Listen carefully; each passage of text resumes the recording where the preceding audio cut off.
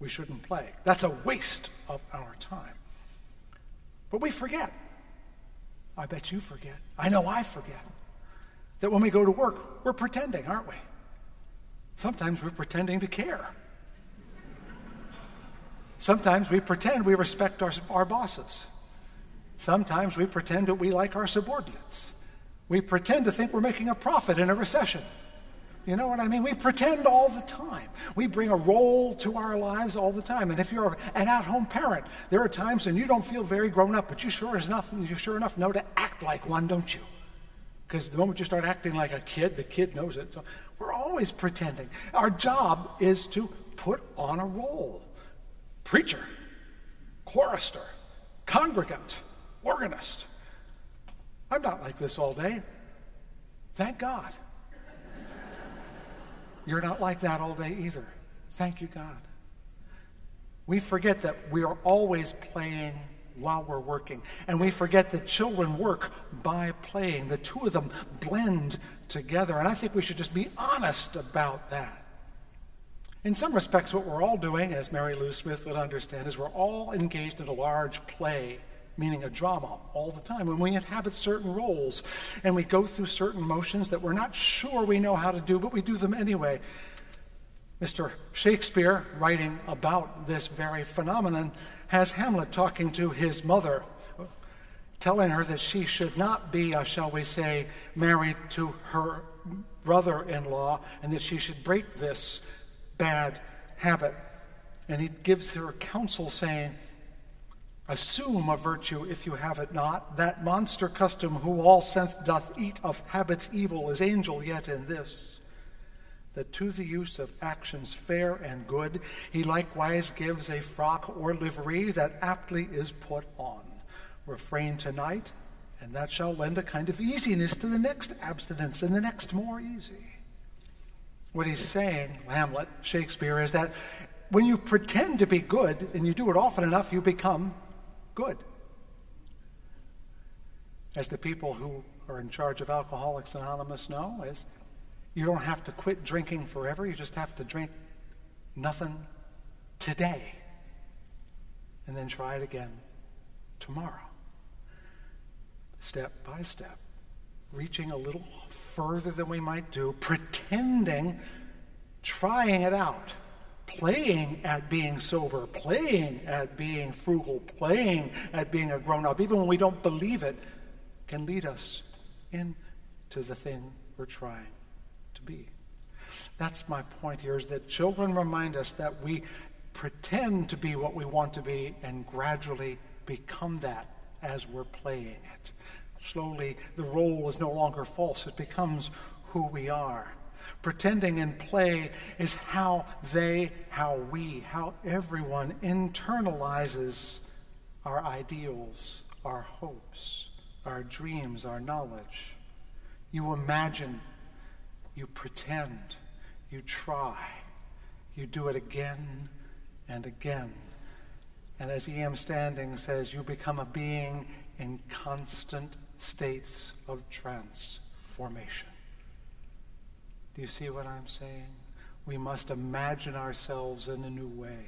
We must pretend even before we get there that we're doing it.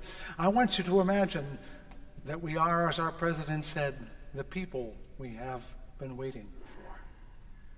What would it mean if you were the person you've been waiting for? What would it mean if we were the church we've been waiting for? What would it mean if you were the person you've been waiting for? Try it out. Put the robe on. No, it doesn't fit right now. But if you do it a few times, you'll find you're probably going to do it better. Again, it's like playing music. The first time you can't do it. The second time you can do a little bit more. And slowly, as you reach into it, you find you become the thing you thought you were just pretending to be. What I believe Jesus means when he tells us all to be like children is to be able to change and transform throughout our lives. To assume a virtue if we have it not. to put on the role that we don't know whether we fit yet but want very much to have, to behave as though the world that we want is possible, to act as if the church we want is the one we are. No, it isn't true yet, but it won't be true until we pretend it's true, till we play at it. The word play is an old Dutch word, surprise, surprise, that comes from a root that means to rejoice. I like that because it gives the playfulness back, but it reminds me that today, in the Jewish tradition, is the holiday of Simchat Torah, rejoicing in the law.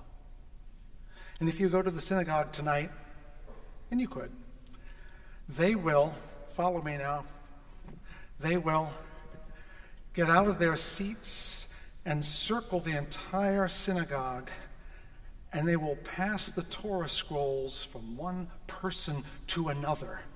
And in the middle, people will hold hands and dance. And eventually, they will hold onto the Torah scrolls and each other, and they will dance with the Torah scrolls themselves. They will rejoice in the law. Do you think we could ever dance in the aisles of Fountain Street Church? There you go. Would it ever be spiritually appropriate?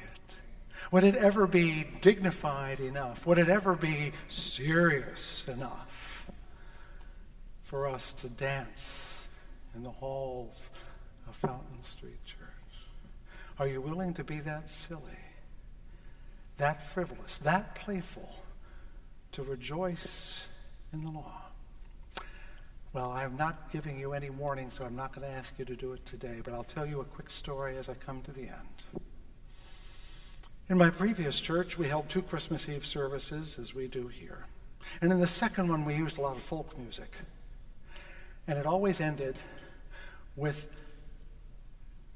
a reel, a piece of dance music. If you've ever been square dancing, you know what I mean. And I'd be there in my robe at the end. This thing right here. I used to wear the robe there all the time. I don't wear it here. I have my robe on. And my spouse would be there too, my wonderful spouse. Who am I going to get to be my spouse? Jennifer, come on up here. You can be my spouse. And when the music would play, we would do a Swedish polka, and it goes like this. And we walk, and you go, mirror me, inside then outside. 1, 2, 3, kick. Now backward. 1, 2, 3, kick. Do it again. 1, 2, 3, kick. And then we turn around like this. 1, and then we just circulate like this. There you go. And then you just go up and down like that. And every year, I would do that on the way up the aisle on Christmas Eve. 1, 2, 3, kick.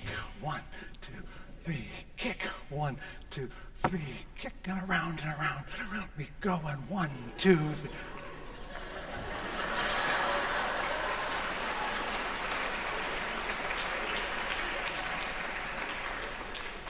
And I want to know when it will be okay for us to go running in joy down the aisles of Fountain Street Church. When we can turn and the robes will flap and we can rejoice like children, transforming ourselves every day toward a world we know we could be if we would only dare to pretend we were the people we were waiting for. May it be. May it be in our lifetime. And amen.